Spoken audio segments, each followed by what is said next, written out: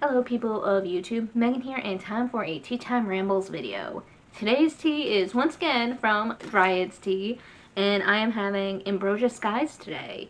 It is a green tea. Little tea description reads, bright grapefruit pairs with fresh pomegranate and blueberry for a refreshing fruity green tea. And the ingredients are green tea, lilac dragon fruit cubes, carrot shreds, grapefruit segments, orange peel, sweet blackberry leaves, sunflower blossoms, safflower, goji berries, lemongrass, pomegranate arils, blue cornflower blossoms, and natural flavoring. And yeah, good stuff.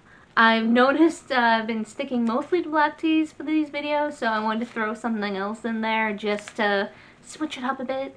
I do seem to gravitate towards black teas a bit more, and just as I'm going through the teas before these videos trying to figure out what I want to have, just everything that sounds good in the moment is a black tea. Yeah, we're having green tea today. And also for anyone interested, I will link the shop that I bought this tea from down in the description. And before I go any further, I am tweaking the title for this little segment.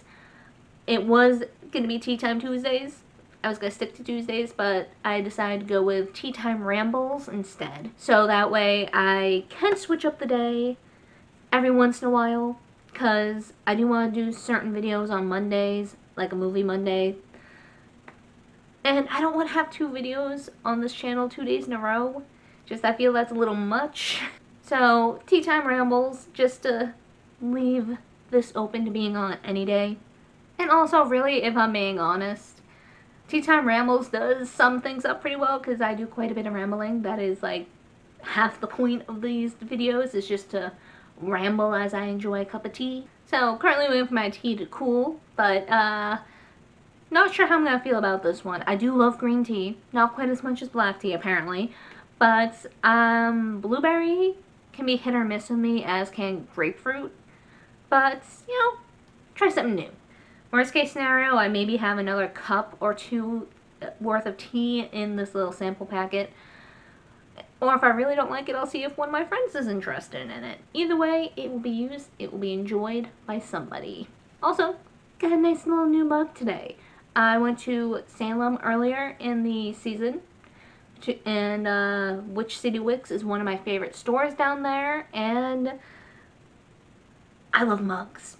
You can never have too many mugs, in my opinion. And also, I do like how this is a little smaller. Not a whole lot smaller, but just a little bit smaller than some of the mugs I already own.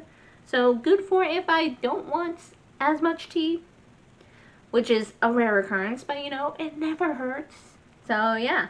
This video's rambling is going to be about fear of missing out. It has been a topic that's been on my mind for a while. I've noticed that last year or so, I've definitely had a lot of fear of, like, missing out on things, opportunities, events, which is weird, because when I was younger, I feel like I didn't have this, like, feeling a whole lot. I've always been kind of not antisocial, a homebody. I've been much more of a homebody, so I'm like, you know what? If I can't make it to that thing this year, there's always next year, yada yada yada, there's always another day. A big example lately has been concerts for me. I've been getting back into music a whole lot. Up until like near the end of high school and into my early 20s, I was mostly listening to like a random assortment of songs that my mom introduced me to, which varied a whole lot. Disney, and then later on, like, near mid-high school, I was getting into, like, Within Temptation and Evanescence. But back then, I never really felt super drawn to, like, specific bands. It was like, oh, I like a song or 2, whatever. Then in, like, my late, early, mid-20s, if that makes sense, I got more into music, listening to some music that some of my friends liked, and I got hooked on. And then, you know, my interest in music kind of waned, and now I'm going back and re-listening to a lot of bands that I didn't explore a whole lot of back in the day, which I kick myself for now, because it's like, god damn it, I wish I got a chance to see these people in concert now. If I liked this now, I probably would have liked it a little back when. And by back when, I mean like 4 or 5 maybe 10 years tops. And it sucks because I had a whole lot more free time back then because I was still part-time. But also because I was part-time, I was living paycheck to paycheck worse than I was now. And for most things, I like going places with people when it comes to like concerts and shows. I do prefer going with people, especially if it's an area I'm not really familiar with. Just, you know, it's a safety thing. And I know it makes my mom feel better when I go out with people and she knows I'm not alone. I may be 31 now, but my mom still gets wary when I go places alone. Especially if it's like in a more city area. Like earlier this year, she found out I was going into Anime Boston alone for a time or two. My brother was going to meet me there, and she got so worried. It's like, text me when you get there, text me when you leave, yada yada yada. I don't live at home anymore. I haven't lived at home for a few years now, but she's still like, she worries, you know, fair enough. There are crazy people out there. I'm always going to be her baby, yada yada yada. So I text her to let her know and all that to make her feel better. And I'm going to hold that thought for a moment there because my tea now feels like it's cool enough for me to try a sip. So, bottoms up.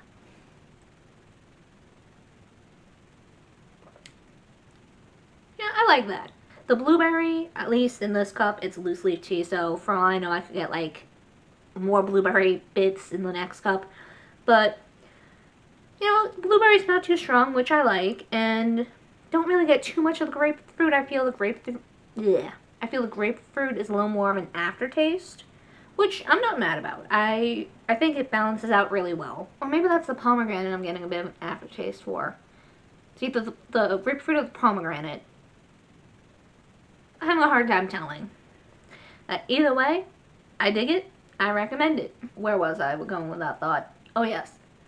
So, I didn't have a lot of people I felt I could invite out. Like, I didn't think they'd be interested. Which, looking back, it's a bit dumb. It's like, I should have at least asked. Because who knows, I could have been surprised. But either way, didn't go to a lot of concerts back in the day. The most concerts I went to were Wizard Rock concerts, which I loved. Fond memories of those. Love the fun atmosphere, but, you know, not the same. So, now that I'm an adult, with adult money, I don't have quite as much time. Also, despite how flexible my schedule is at work, I've noticed a lot of concert dates that do pop up for people I want to see in my area. It's a weeknight, and I work during the week. Like, my schedule is flexible, it's retail, so I could always request time off or schedule vacations around that time. But yeah, it's a bit more difficult. And I still live paycheck to paycheck, which doesn't help. And also, goddamn ticket prices are so expensive. Especially for some of the people that I would want to see. And it's like, god damn it. I don't have the money for that.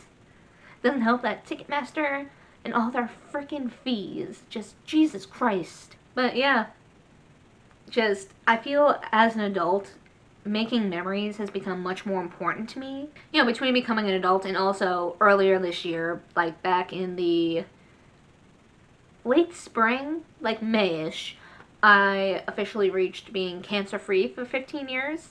It's not something I think of a lot, you know, having cancer at 15. Every once in a while it kind of like pops in my head like, oh yeah, that's a thing that happened. But just 15 years. I don't know, just, it seemed like such a big deal.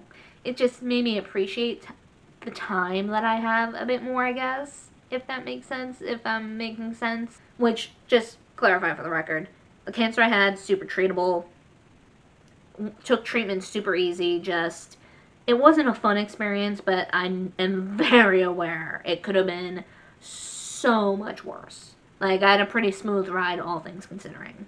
Like, at no point at all was I, like, on death's door, or was that a risk for me. That I know of at least. Maybe everyone was sugarcoating things for me, but from what I remember and what I was told, that's, yeah. But yeah, with that, like, little 15-year anniversary coming up, it just made me realize, like, damn. Just remind me life can be very short. You never know what tomorrow may bring. And that and just between growing up, memories have become so much more important to me. So yeah, I want to do more things and just do more things than I have been doing, because, yeah, for most of my life I've been pretty much a homebody, so I haven't really gone out to do much. I've done a little traveling with some of my friends from out of state. Gone up to Nova Scotia before. I've been to California, Long Beach a couple times to visit friends there. Yeah, go to anime cons, but other than that, not a whole lot, I feel. I don't know if it's because some people make 30 or people in their 30s out to be so old, and to the point where even I'm like reminding myself, like, I'm not old. I'm not old. 31 isn't old. Needing to remind myself of that is just kind of like I don't know if like subconsciously I'm worried about running out of time, because some part of me feels that I'm old when I'm not. I am not. But yeah, it's making the FOMO so real. Like every time I see an artist bring something up, like, oh, tour time. It's like looking for tour dates around me, hoping it's something I can afford and in a time date that works, that doesn't involve me rescheduling my schedule completely at work. And it's making me want to keep track of that stuff a lot more so I can go to things, because I want to experience live shows and performances. I want to go see musicals. I want to do this. I want to do that. And it's like, I don't want to miss these opportunities and these chances to, and these experiences. It's getting to the point where I'm almost anxious over it, and it's like, what the hell, brain? You can only fit so many things at once. You're an introvert. Going out and doing things drains you. You're gonna overdo it if you don't calm yourself down. Like, I need to remind myself that it's okay if you don't get everything done. It sucks if you can't have all these experiences you want to have, but that's how life works, unfortunately. I want to travel. I want to travel out of country. I want to travel out of state. I want to see XYZ band live. It's like all these things I want to do, but I have to remind myself, you have to be realistic about this. You do have your bills to pay. You do have responsibilities. You do have budgets to worry about. I also get this with like books too. Like, there's so many books I want to read. I don't want to miss out on any of these really cool sounding releases, as well as meeting awesome authors. But at the same time, you know, the whole scheduling, budget conflict and everything. And the fact that I can only read so much at once. Like this year, I think I mentioned at some point or another in a video on my channel that I haven't been reading a whole lot this year compared to previous years. I've read like half the amount of books that I would have had read at this point in the year. Like, usually I'm at around 100 books for the year around now. I'm at like 50 right now. Sucks, but it is what it is. I don't know, I feel is that weird, having FOMO with books? Is that a common thing? Is that not a thing? I feel it's a thing, at least for me.